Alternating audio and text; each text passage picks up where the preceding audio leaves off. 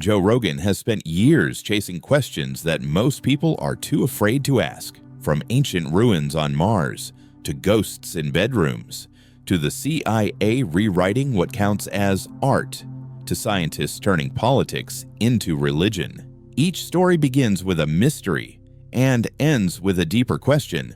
Who's controlling what we believe is real? Why were NASA's lunar photos pixelated before release? Why did the CIA secretly fund artists like Jackson Pollock to win the Cold War? Why do alien encounters and ghost stories sound like different versions of the same event? And how did trust the science become a political weapon worth trillions? From hidden civilizations on Mars to hidden motives on Earth, this is where conspiracy meets evidence, and where the truth is stranger than fiction.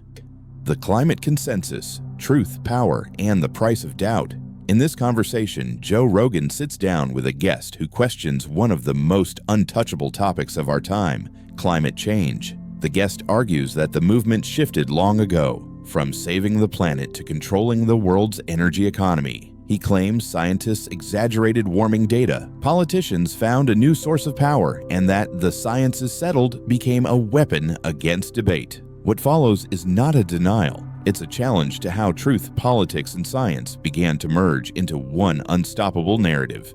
Now, what happened was there was, I would say, with the first Earth Day, 1970, there was a real change in the environmental movement. It began to focus much more strongly on the energy sector and much less on saving the whales. And there was a big difference. I mean, the energy sector involved trillions of dollars. The whales, not so much. Right. And at that time, it was cooling, this global mean temperature, which doesn't change much. But, you know, you focus on 1 degree, a half degree, so it looks like something. And it was cooling from the 1930s. 1930s were very warm, and it was getting cooler until the 70s. And that's why they were saying, well, you know, this is going to lead to an ice age. And they focused on that for a while. And then in the 70s, and at that time, well, what do you say? You know, if you're worried about an ice age, they said, well, it'll be the sulfates emitted by coal burning, because that reflects light, and the less light that we get, the colder we'll get. But then the temperature stopped cooling in the 70s and started warming. And that's when they said, well, you have to scare people with warming, and you can't use the sulfates anymore. But the scientist called Suki Manabe showed that even though CO2 doesn't do much in the way of warming, doubling it will only give you a half degree or so. But if you assumed that relative humidity stayed constant, so that every time you warmed a little, you added water vapor, which is a much more important greenhouse gas, you would double the impact of CO2, which now gives you a degree, which still isn't a heck of a lot, but still it was saying you could increase it. And that's when people started saying, well, now we better find CO2. It's increased because of industrialization and so on.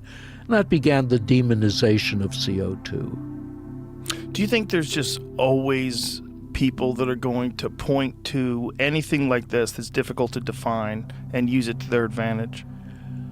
Oh, yeah, and this was a particular case. You wanted to deal, you know, the energy sector is trillions of dollars.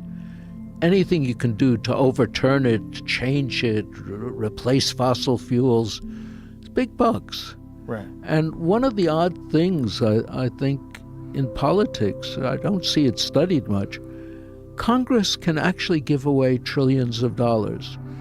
If you look at the McKinsey report on, eliminating CO2, net zero, they're saying it'll cost hundreds of trillions of dollars. Well, if you're giving out that much, you don't need that much of your politician. All you need is millions for your campaigning. And all you're asking are the recipients of people who are getting the money that you are giving them, 0.5%, 0.25%, you're golden. So that's much better than giving out 100,000 and having all of it back. Well, the key, though, is also making it a subject that you cannot challenge. There's no room for any rational debate, and if you discuss it at all, you are now a climate change denier. Yeah. Which is like being an anti-vaxxer or, fill in the blank with whatever other horrible thing you could be called. Now, that's a very interesting phenomenon. I mean, I was looking at it. On the one hand, you're told the science is settled. Thousands of the world's leading climate scientists all agree, which often makes you wonder. I mean, you went to college. How many climate scientists did you know? I mean, 1,000. But on the other hand, if you read the IPCC reports, they're pointing out, for instance, that water vapor and clouds are much bigger than CO2, and we don't understand them at all. So here you have the biggest phenomena we don't understand at all, but the science is settled. Who knows what that means? Well, it's also, there's this very bizarre dynamic of the Earth's temperature itself, which has never been static. No. How would it remain static? That would involve a hugely reactive system. Doesn't make any sense. Yeah. But everyone seems to be buying this narrative that the science is settled and the Earth is warming. We have to act now. You say everyone. I'm not so don't sure. say everyone. A lot of politicians. A lot of particular. politicians are very attractive to this because it gives them power. Right, and it's hard to define. Yeah. And you can argue, and if you argue against it, you're a bad person. Well, That's a good one. You do all that, but we spend part of a year in France. My wife is French. Ordinary people, once you get to the countryside, don't take this all that seriously. Right. Here too, I suspect ordinary people have more skepticism than many people who are more educated. Yes, but unfortunately, these ordinary people sometimes are impacted by these politicians' decisions where they have to, in the UK, they were getting rid of cows. They were forcing people to kill cows. They're paying 3 times more for their heating and their electric bills. Right. I mean, it makes people poorer. It's making it almost impossible to electrify parts of the world that need it, and that involves billions of people. No, I mean, it's doing phenomenal damage and pain, but, I think for politicians and for many people who are well off, they need something that gives meaning to their life, and saving the planet seems sufficiently grandiose for their ambitions. How are these net zero policies stopping people from getting electricity? Well, by making it expensive, by eliminating fossil fuels. Fossil fuels are cheaper. At least the experience in the UK is when you switch to, quote, renewables, it tripled the price of electricity. Right, but what I'm talking about is like third world countries, parts of the world that are undeveloped. They can't afford it. And that's all it is. They can't afford it. Yeah.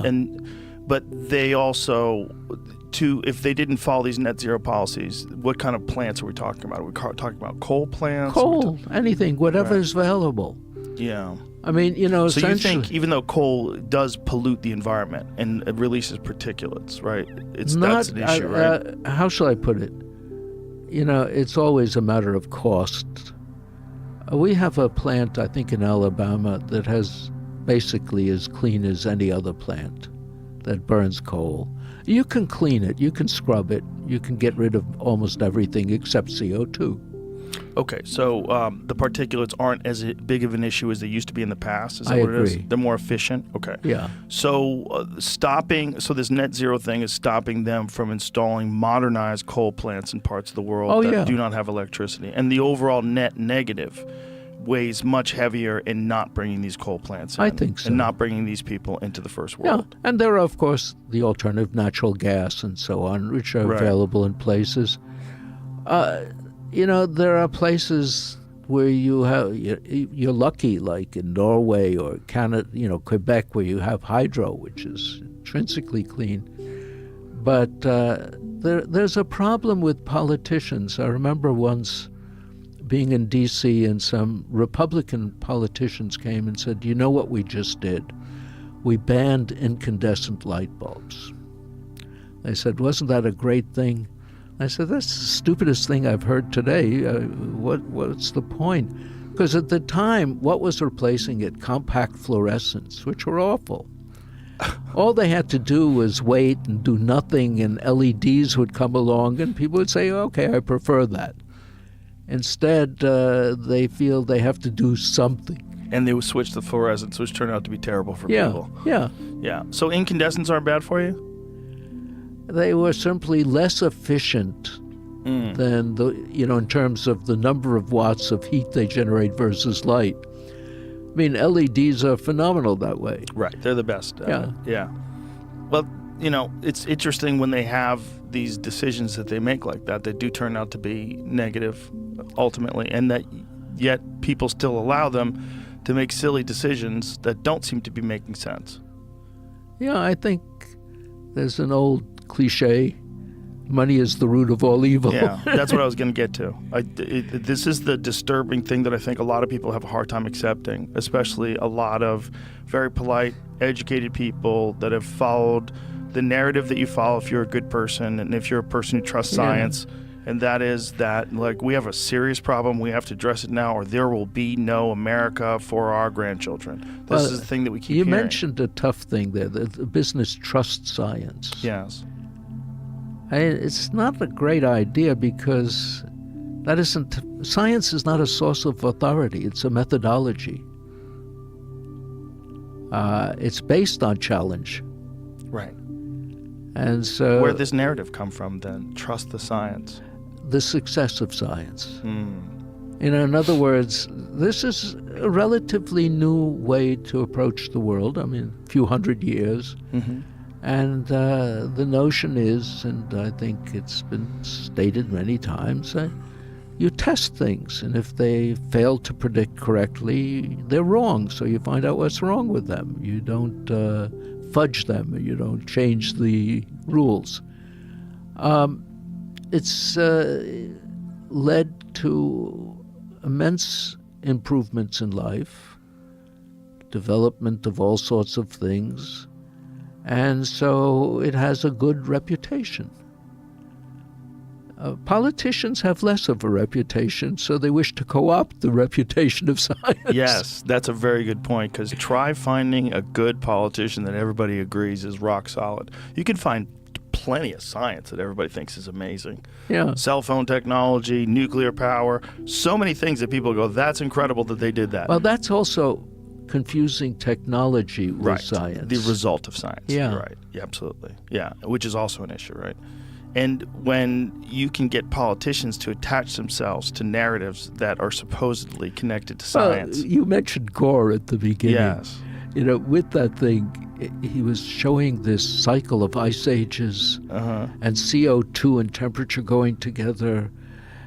And it never bothered him that the temperature changed first and then the CO2.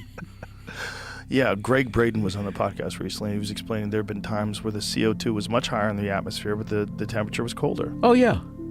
So it's not like we can point to, like, look at the dinosaurs. We don't want to live the way the dinosaurs lived. Look how much CO2 they had. And then the other really inconvenient thing with CO2 is that the Earth is actually greener than it has been in a long time. I mean, I think we'll speak to that, but I mean, essentially the increased amount of CO2 in the industrial era has added greatly to the arable land. And in fact, there's a funny story. Do you know the name E.O. Wilson? Have you ever heard that name? I do. I have heard it, but I don't know where. He was a biologist at Harvard. He wrote about sociobiology. His specialty were ants and bees and things, social insects. And he was giving a talk, and it came up for reasons that were not obvious to me. He was talking about the population of humanoids. And he was mentioning that you go back, a few 100,000 years, and you began the first humanoids, and they got to about a few million. But then during the last glacial maximum, the numbers went down to tens of thousands. There was a complete wipeout of humans. So I asked him afterwards, I said, do you think this could have anything to do with the fact that CO2 is so low that there was no food? And his response was to turn around and walk away. That's an inconvenient truth, sir.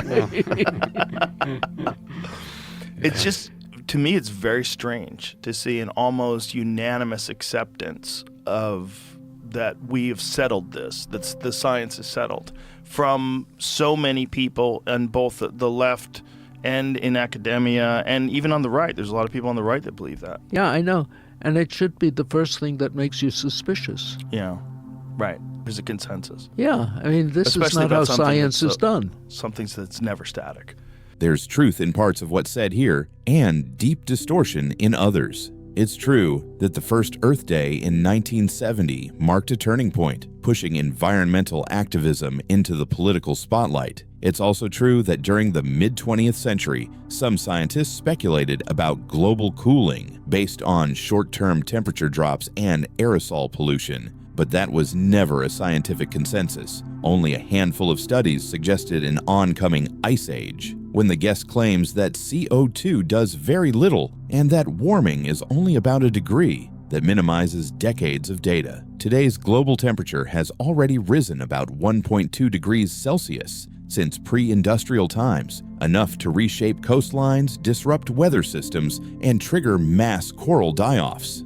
The argument that CO2 has been demonized ignores that its concentration in the atmosphere is now the highest it's been in over 800,000 years, verified through Antarctic ice cores. Yet one part of this conversation cuts uncomfortably close to the truth: the way politicians and corporations use settled science as a shield for policy and profit. Billions flow into both renewable projects and fossil subsidies, and every side uses the planet as leverage. Science, meanwhile, is not a belief system. It's a process built on skepticism and correction. When the phrase, "trust the science," becomes a slogan, it loses its meaning. And yes, the Earth is greener today than it was decades ago. Satellite data confirms that increased CO2 has boosted plant growth in many regions, but this greening is temporary relief in a system facing rising heat, water scarcity, and soil loss. The deeper story isn't whether climate change is real, it's how truth itself becomes currency. Between genuine warnings and political theater, what's at stake isn't just the temperature of the planet, but the temperature of human reason. The night something grabbed his hand. Comedian Sal Vulcano joins Joe Rogan and retells a story that's haunted him for years. One quiet night, in a locked bedroom, he says he felt a cold, invisible hand wrap around his own. No sleep paralysis, no dream. He was awake, and whatever touched him squeezed tighter. What followed was a moment of sheer panic and a mystery that no one, not even Joe, could explain. Was it a ghost, a dream, or something that didn't belong in this world at all? You know what I got shit for after the last time I was on? What? So many people came up to me after the last time. I was like, dude, I saw, the Rogan episode and you didn't finish a story. And I'm the amount of people that said this to me, I must have been like, really? Yeah. I started to tell you a story about an experience I had, I think, with a ghost, because I didn't believe in ghosts.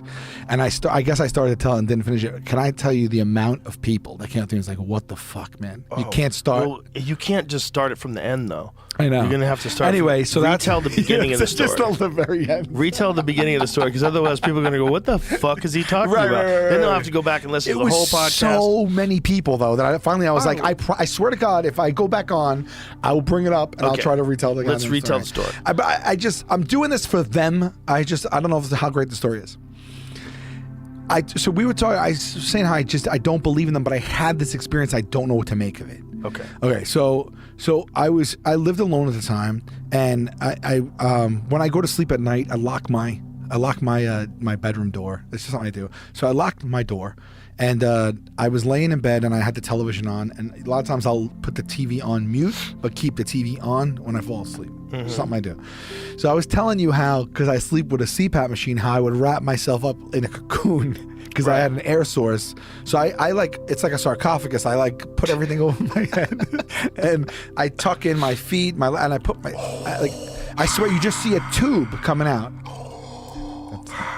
It's amazing. It's like the sensory deprivation things, right? Right, okay. That's what it's like. Okay. So I got used to that. So anyway, I was wide awake. I just muted my television and I wrapped myself up like a fucking burrito and I had the CPAP on. I'm laying there and I always stick like 1 foot or one hand out. It's just a nice cool breeze. It's like a fun little thing to do when you're wrapped up like that. Right.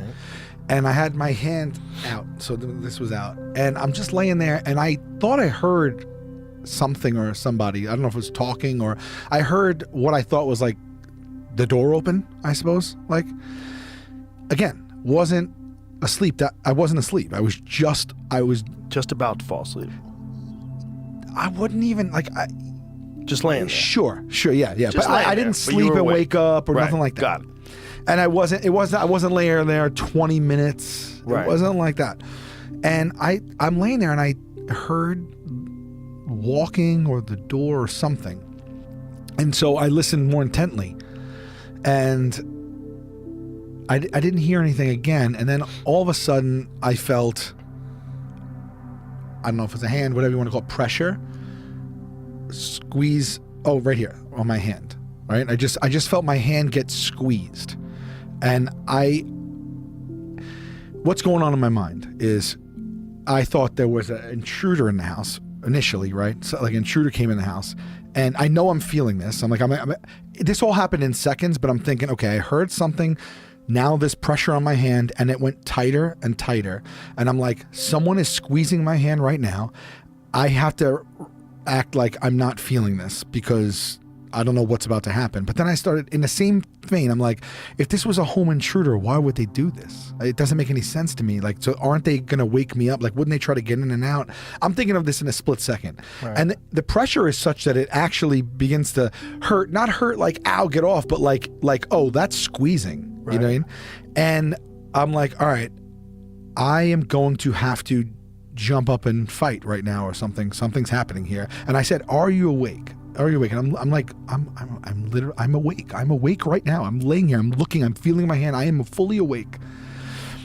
And I was like, I feel like I either have to count to 3, jump up and get ready to fight, or I'm vulnerable and I don't know what's going to happen to me. I might as well just take charge of the situation, whatever I can. Right. And I just took a breath and I was like, all right, here I go. And I did they let go? They let go. I felt the pressure release off my hand. And so that's when I was like laying there with it limp and I was like, I'm going to jump up right now and I'll just, whatever happens. And it was like nerve wracking. And I just jumped up in my bed up. So I was standing on the bed. I like threw the things off and I just like was ready to, and there was nothing there on my door. How long was something squeezing your hand for? I'll say less than 10 seconds. That's a long time. Yeah, maybe like 10 seconds. Because it was on me, and then it was more pressure, and then more pressure, and then let go. And then when I jumped up, no one in my room, door locked. And I was like, I'm up. I was up. I was just up. I'm not like sleeping. And it freaked me out. I turned every light on, opened my door, walked around the house. I was like, do I leave? Like, maybe the aliens thought you were trying to kill yourself. What? Maybe the aliens. Maybe that's what it was. Maybe it was an alien came down and like, hey, buddy, what are you doing? Because I was wrapped up. You all right under there? Because I was wrapped up. You're wrapped up with a tube coming out. He's like, this guy might be offing himself. We've never seen this before. I want an explanation. They're like, when the people sleep, they never sleep with their head covered. We need to get in. Yeah. And they just went in and just grab his hand.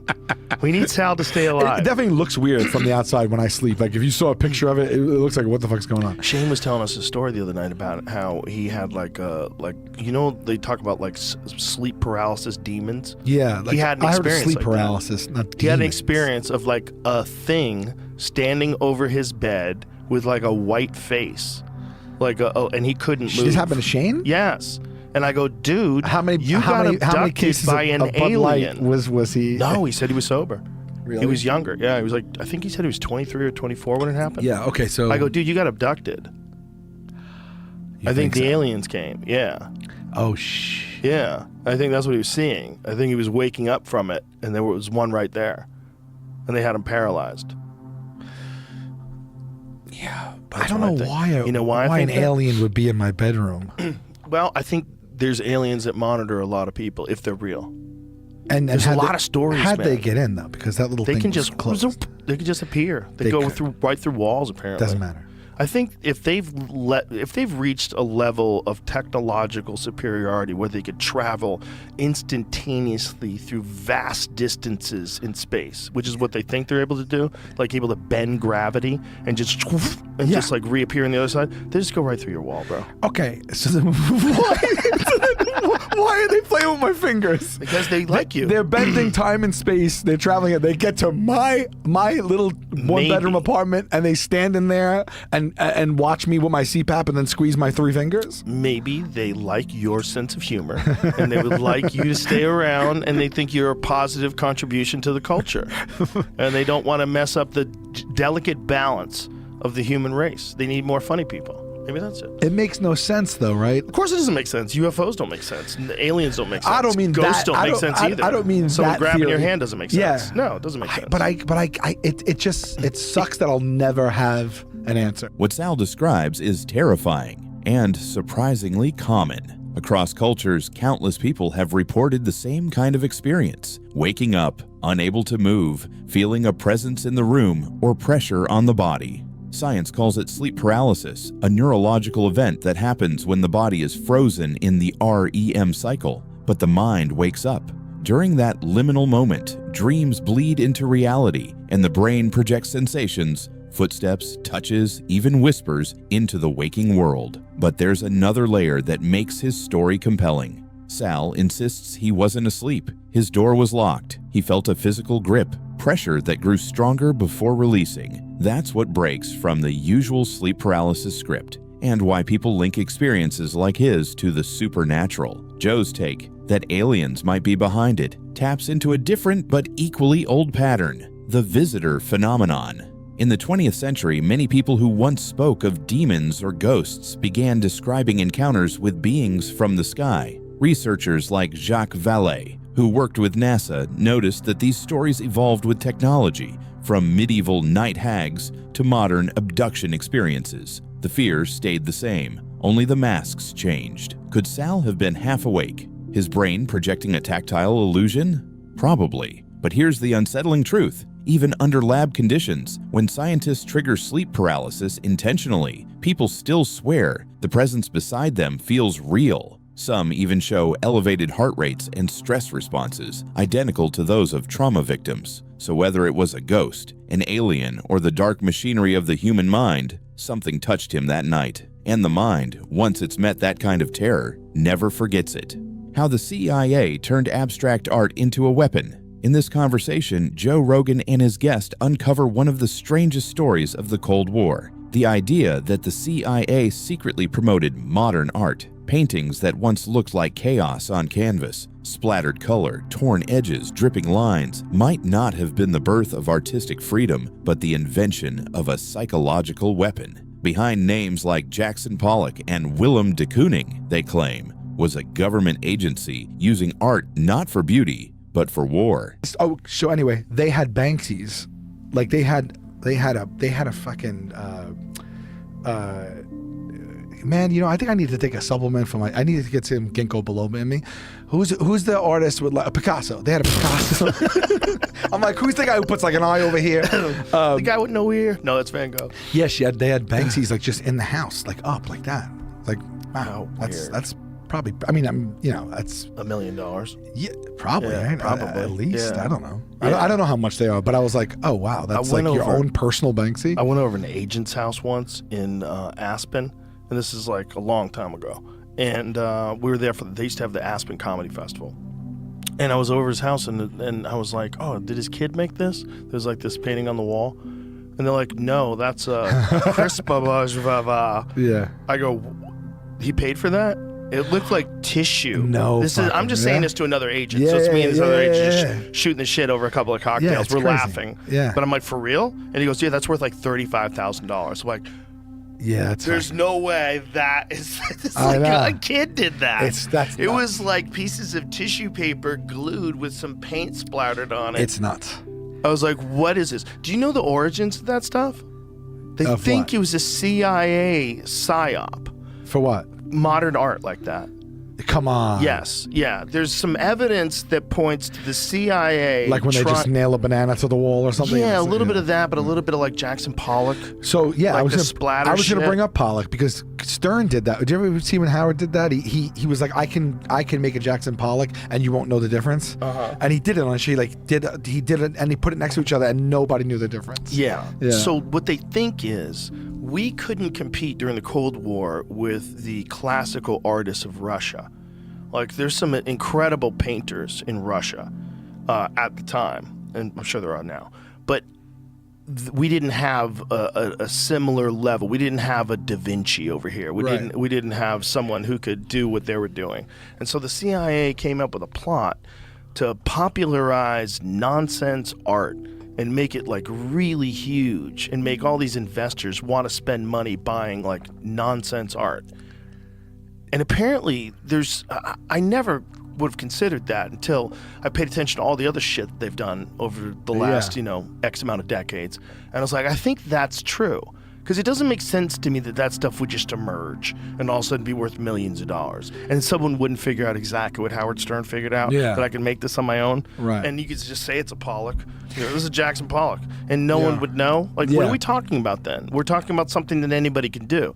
If you look at the Mona Lisa, you're like, well, I can't do that. Right. You look at, there's a million paintings. You look at it, like, especially today, there's something about the level that people are at today where they're making, like, photograph realistic paintings. Yeah.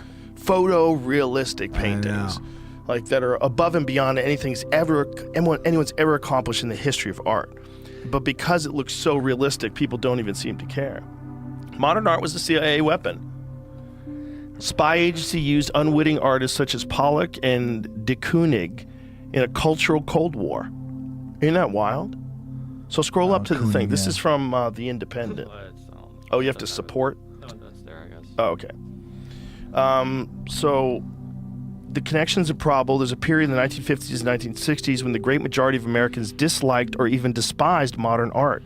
President Truman summed up the popular view when he said, if that's art, then I'm a Hottentot. I don't know what that means. Hottentot? Hottentot? What's a Hottentot? I don't know, but I'll tell you right now, I'm starting to use that word. A Hottentot. Jamie, Google that word. What is that word? Never heard it. What's a Hottentot? Sounds like a candy. Sounds like a candy. Like what a Mike is and Ike. a Hottentot? T-O-T. What's a Hottentot? An outdated and offensive term historically used by Europeans to refer to, I don't know how to say that word, Khoekhoe, an indigenous group of nomadic pastoralists from South Africa. Jesus Christ. I'm not going to use it. The president was using that. You want to talk about the world being different? The president was using a slur. Oh my God. As for the artists themselves, many were ex-communists and barely acceptable in the America of the McCarthyite era, and certainly not the sort of people normally likely to receive U.S. government backing. So why the CIA support them? Because in the propaganda war with Soviet Union, this new artistic movement could be held up as proof of the creativity, the intellectual freedom, and the cultural power of the U.S.-Russian art. Of the U.S., rather. Russian art, strapped into the communist ideological straitjacket, could not compete. Hilarious. So because their artists were better, we decided to come up with some nonsense art and make people think that was the shit, and it worked. It worked. But are we saying that they found those artists and propped them up? No, the or artists are we saying that already those existed. Artists were the artists already existed, but the CIA propped them up and pushed them out as being amazing. And they did it in an effective way. And look, if there are all these like super duper rich people are involved or closely connected to the CIA, all they would have to do is have art exhibits at their house and tell everybody how amazing this guy is and how mind-blowing this piece is, and they'll all agree.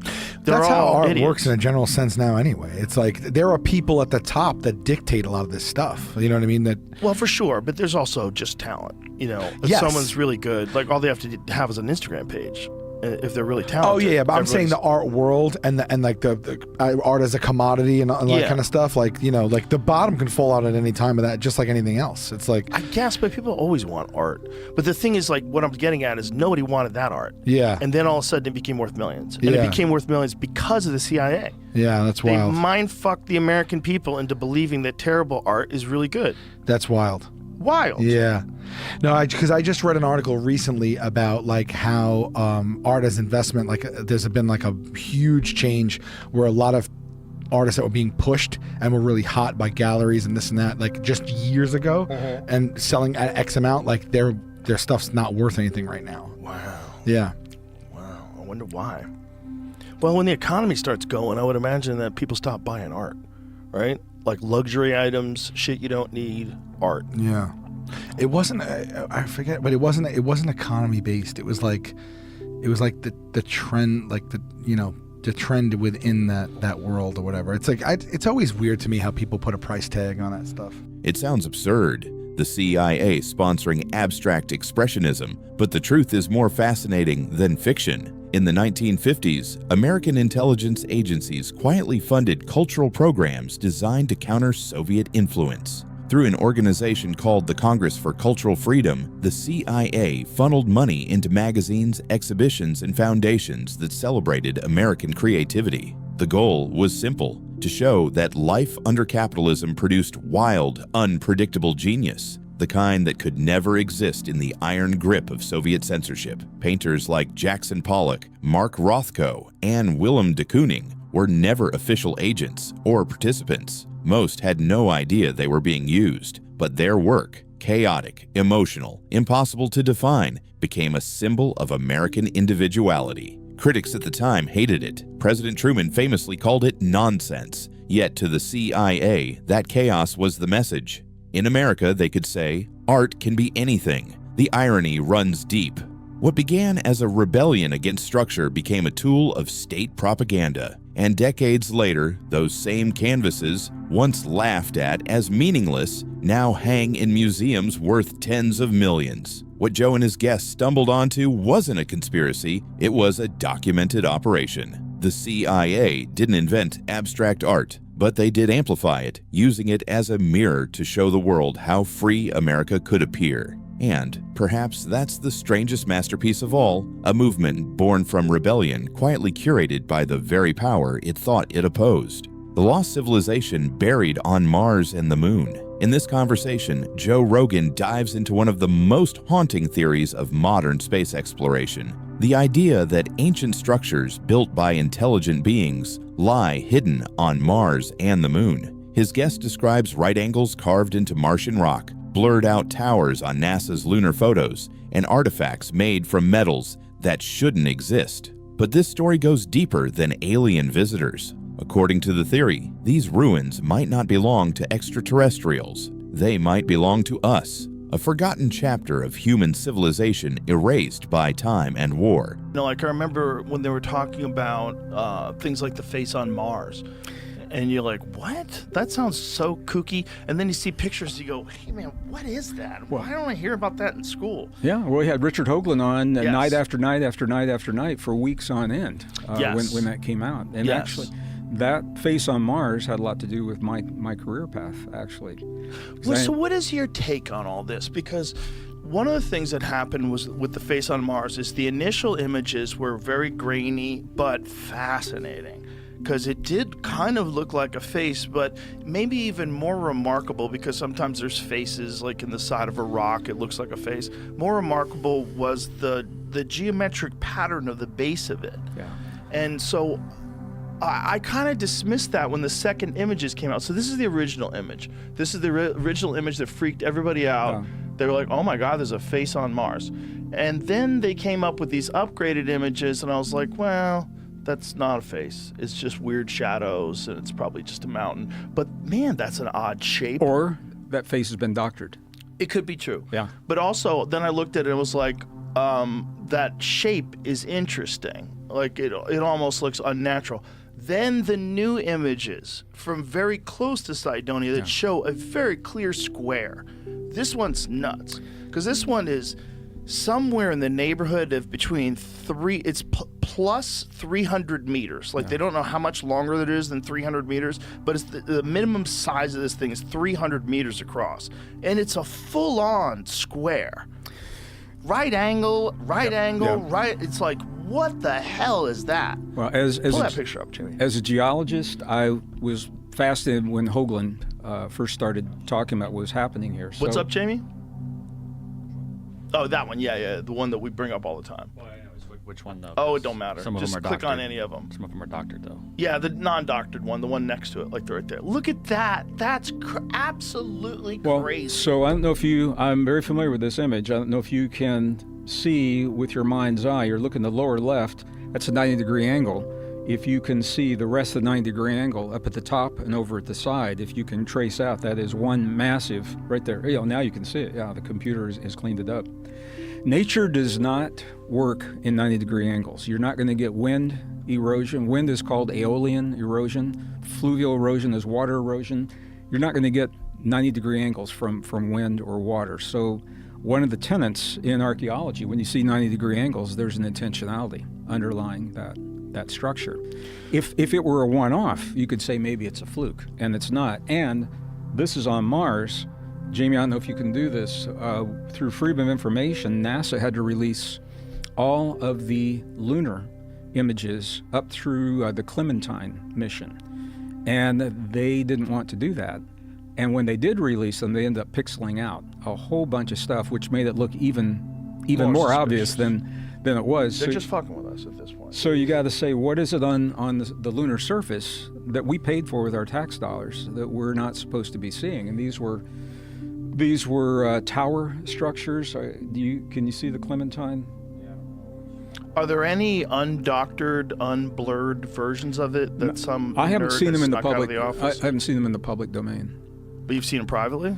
No, but what I'm saying is through Freedom of Information, but have you ever seen the undoctored images? No, what they were forced to release. Why in the world would they be pixelating the images that are on there that actually make them look even more obvious than they are? So what we're seeing, what Hoagland was talking about, what you're seeing on Mars is not happening in a vacuum. It's happening, we're seeing the same thing on the lunar surface to varying degrees. On Mars, there were 3-sided, 4-sided, 5-sided pyramids. Look at the one in the upper right-hand corner. That's odd. Yeah. Yeah, that's very odd. So here's the kicker. We're sending the Viking probes, Viking 1, Viking 2 in the 70s, went to Mars. 19,000 images were captured from the orbiting part of the mission. The other craft landed on the surface. And I can just imagine being on the surface, seeing this. It's like this thing is like a spider comes down the cloud of dust, and this little tube pops up, and some sticky dental floss stuff shoots out, and then they reel it in to collect dirt and microbes, and they reel it into broth because they're looking for evidence of life on Mars, and it's happening next to massive monuments and geometric structures that are now dated about 50,000 years BP before present. So they're looking for microbes and signs of life next to the most massive signs of life, that you could imagine. These, you said they're dated to 50,000 BC, these structures? BP, before present. Before present, yeah. So how do they know that? Those were, when the Cydonia mission, that's the Cydonia scientists are estimating 50,000 years, and the same with the lunar. I mean, I'm hesitating. But the Cydonia, how do they estimate that? If they're using probes from that far away? They're using probes, and I think geologically they're using, it's relative dating. They're looking at strata and things like that. And from the lunar sites, they brought back samples. And yeah, I'm hesitating because I don't know how deep you want to go with all this. But as deep as you want. Well, the samples that came back from the lunar surface had traces of metals that do not occur naturally in nature. They are the product of advanced machinery. And what metals are these? These were metals that came back when they brought back from the Apollo mission. And I think they brought back, I don't even remember the names. That's one Jamie can look up. What the metals were that came back, and they don't know where those metals came from. So is this metals from Cydonia, or is this metals from the moon? This is from the lunar sites in the craters. So the structures on the moon, how old they think they're the same age as the structures on Cydonia? They're estimating 50,000 BP. You know, there's a race for the moon right now, and I'm fascinated by this. You know, there was a time only 2 nations on Earth had the money and the technology to go to the moon. It was the former Soviet Union and the former United States, because neither one's the same country anymore. And both those countries have been so broke, they haven't been able to do it. India and China are now sending the probes to the moon. We were going to the moon during the Cold War, and it was a crazy time. It was actually a very civilized war. I mean, the governments were at war, but the scientists were still cooperating. And there was an agreement that we would not share publicly what was found on the lunar surface. And Russia did the same thing. But China was never part of that agreement. So China has said when they land, they're going to televise live what they find on the lunar surface to the people of the Earth. My sense, Joe, and this will lead into a whole conversation we're going to have here, I think they'll find the archaeological structures that we know are there, that we've seen in the photographs, the inscriptions on those structures, we're going to be able to read, because there's a thinking that those structures are from ETs from another time, but the evidence suggests they're from us, from a time in our past, a cycle of civilization where we did great and beautiful things by working together until we destroyed one another through war, and that we're repeating that cycle again. So when they send... Isn't that like drawing a lot of conclusions? Isn't there other possibilities for what happened to them? Well, this is where I'm going with this. When they see what's on those temple walls, they're going to see inscriptions in languages that we already recognize. And that will be the smoking gun, like cuneiform. Well, why do you think that? Because this is what the researchers who are working on these projects right now, and they're combining this with so many of what the ancient texts have always told us. And this is where, it gets into a really a kind of a sticky conversation, because it depends on how people interpret these things. I'm excited for it for this reason. This is obviously no ordinary time in the history of our world, and they're pushing for war. We're on the verge of global war. What would it mean if we found on the surface, on the lunar surface, evidence of us, humans from another time, leaving a message in our own languages, cuneiform, Sanskrit, those kinds of things? It could be one of the most unifying factors right when we're on the precipice of war. I completely agree, but we have to make a lot of leaps in order for that to be real. Like, we haven't seen any writing, so why would they assume that there's a bunch of different kinds of writing in different languages? Actually, I think they have seen. Who's they? Well, when our space program, I think you've had guests on that have talked about this in the past, I think. When our space program was active, there were broadcasts from the lunar surface that were cut off, and astronauts had seen things that they were not allowed to see and not allowed to share. That's what I heard. It sounds fun. Yeah. It sounds really fun. I want to believe that. Well, and some of them are leaving this world now, and on their deathbed, they can't believe that this hasn't been made public already. So there have been, recordings and videos and things, and I think they're authentic. Right, but this does it. There's we haven't got boots on the ground in Cydonia, right? So no, not Cydonia. Cydonia is Mars. Well, exactly. So how are they seeing these inscriptions? Are you saying these inscriptions are on the moon? Yeah, lunar surface. I'm sorry. Okay. Yeah, all right. lunar I was surface. confused. So these astronauts are saying that on the surface of the moon, they saw writing. They've seen structures. Structures. Massive structures. But what about the writing? There were reports that they had seen the writing, but we can't verify those. We can't verify those. Okay, so this is just pothead talk. Well, yes and no. Kind of, a little bit, because if there's no evidence at all, that is not even an interview with a guy who talks about when I was on the moon, I saw writing. Well, then this is where you start going into the ancient texts. Okay. And the traditions that are relating our relationship to intelligences from beyond this world. Yes, there's a lot of that. And there's a lot of that. There's a lot of that in various religions too. It's very fascinating. Well, this is what I think is important. It is in religions, but I think you can break out their historical text and there's religious text. So if you're reading the Bible, there's religion and history in the Bible. If you're looking at Sumerian, Akkadian, Babylonian text from the Mesopotamian era, they're telling similar stories, and you've had guests on talking about this, where the stories are similar, but the religion is not part of that. And so I think what we're doing, we're kind of beating around the bush to a deeper conversation here, and that's why I've hesitated a couple of times, because I just don't want us to get so far down one side that... Oh, don't worry about that. That's what this show's all about. Okay, all right. We should call the show Rabbit Holes. Because people are always in the middle of talking about one thing and they pivot. It doesn't matter.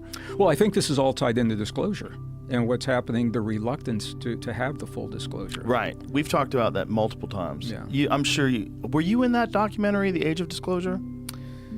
No.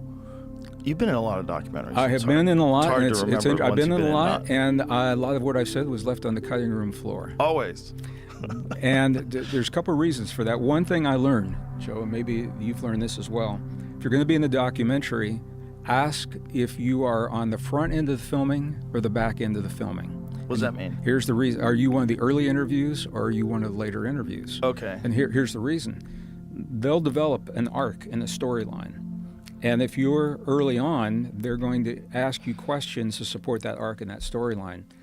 5 interviews down, somebody's going to come on and they're going to introduce something, and the producer's going to say, oh, there's a new arc and a new storyline, and now everything that you interviewed for may not be relevant in that conversation anymore. So, well, I don't think you can control that. So you can ask. You just ask. You say, where am I in the shooting process? And if you're the first one, say, maybe come back and interview me. Yeah. So a little bit later on. Is it your belief that there was a civilization on Mars that were us, and that we migrated to Earth and then eventually populated Earth? Is that what you're thinking? Or that we coexisted in both places? I think we did. And it sounds so crazy to say. Really? And yeah, it does.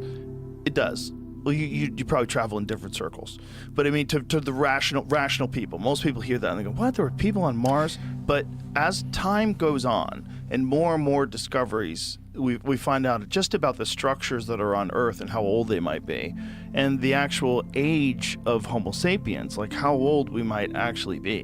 Where a lot of, they found that skull in China the other day. That was have you seen this? It's a 1,000,000-year-old Homo sapien skull, but apparently there's some debate about it. They're going back and forth, but at the very least, it's in the conversation of human beings possibly have existed, at least in this form, for 1,000,000 years, which is kind of nuts. The so-called face on Mars, captured by NASA's Viking 1 orbiter in 1976, did ignite a global mystery. The image, grainy and dramatic, appeared to show a colossal human face carved into a Martian plateau called Cydonia. But when the Mars Global Surveyor revisited the site in 1998 with far sharper cameras, the illusion vanished. What had looked like eyes and a mouth were simply the play of light and shadow across a natural mesa. The same goes for the supposed geometric structures. Later topographical scans revealed irregular wind-shaped hills rather than engineered buildings. The 90-degree angles the guest describes, those are optical effects, an example of pareidolia, the brain's instinct to find meaning in random patterns. It's the same reason we see faces in clouds or saints in toast. As for the pixelated towers in NASA's lunar photos, there's no evidence of deliberate censorship. Those blurred zones come from transmission errors and digital stitching, not cover-ups. And the claim that Apollo astronauts found unnatural metals on the moon doesn't hold up either. The Apollo samples have been studied for decades. Their isotopic fingerprints perfectly match lunar geology. Yet beneath all the falsehoods, one truth remains strangely magnetic: humanity's obsession with the idea that we are not the first. From Sumerian texts to Plato's Atlantis, from pyramids on Earth to myths of Mars, every age has imagined a lost civilization that came before. And maybe that's the real story. Not the face on Mars, but the face staring back at us through it. The need to believe that we've been here before, and that we might fall, rise, and vanish again.